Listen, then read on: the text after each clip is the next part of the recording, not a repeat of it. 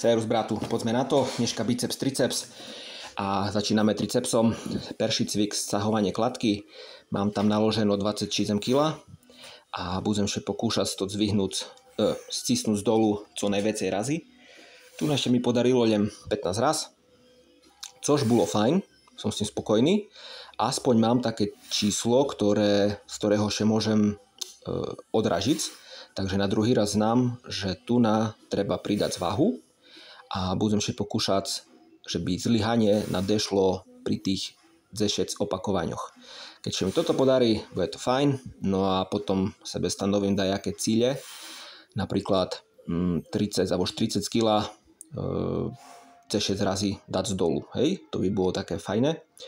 Takže toto bol perší cvik, na ktorým som sebe dal záležať. Potom ostatné cviky to už je len čistá pumpovačka podľa chuti. A dneška mi šmakovalo za hlavu, francúzske tlaky za hlavu s jednoručkami. Mám 2 12, ktoré som stisnul dokopy a stiskal som to za hlavu. No pár razy sa mi to podarilo vycisnúť hore, pretože triceps už bol fajne hotový. Takže teraz som sa snažil už len to dajak doladziť. Takže spojíme činky a ciskam hore. Myslím, že som zrobil len dajakých 6 razy. A potom som sebe lehnul na lavečku, ulapel šípničky do rúk a robil som také francúzske tlaky. To je tiež parádny cvik, furt to musím robiť, pretože toto je podľa mňa najlepší cvik. A pri tým som robil aj tzv. Mayo sety, to znamená, že keď som zlyhal, počkal som dajakých 5-10 sekúnd a išiel som ďalej.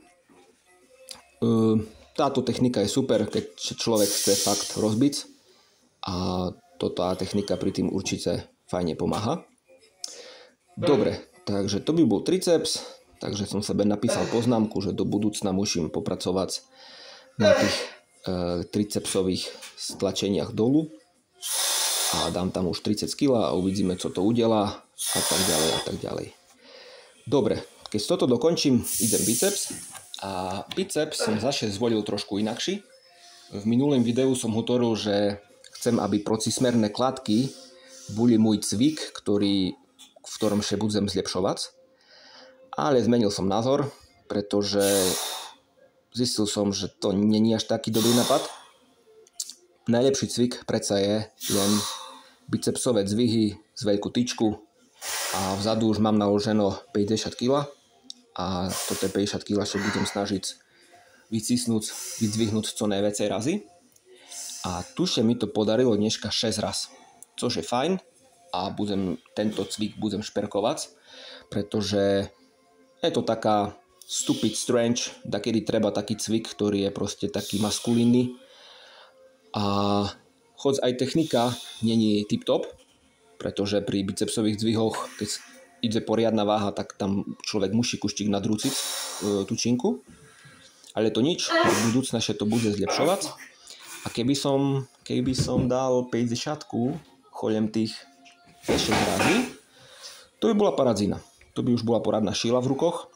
Takže môj cieľ je 50-ku dvihnúť za 6 razy. I keď popravde to už dokážem aj teraz, viem, že to budú také nadhody, to by boli veľké cheat reps a to ja nechcem.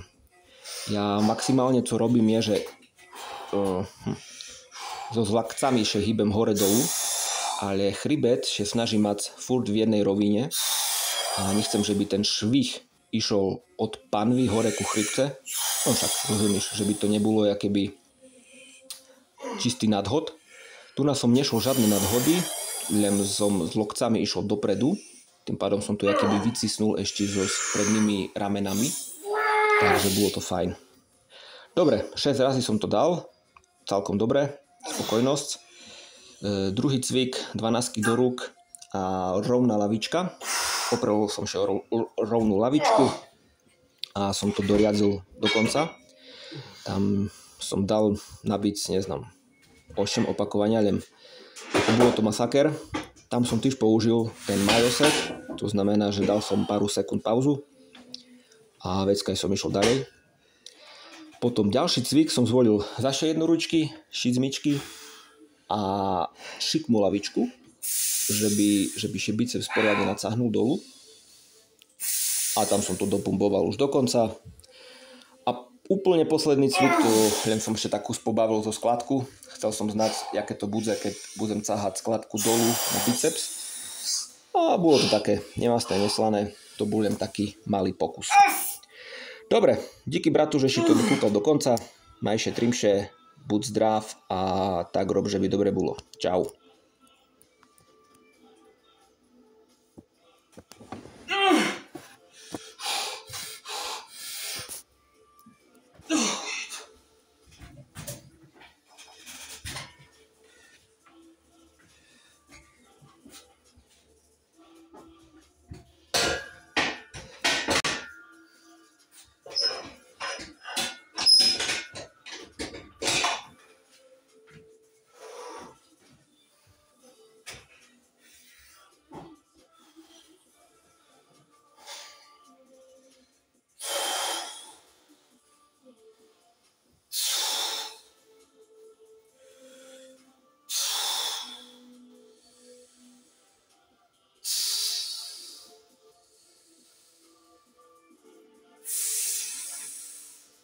Ach.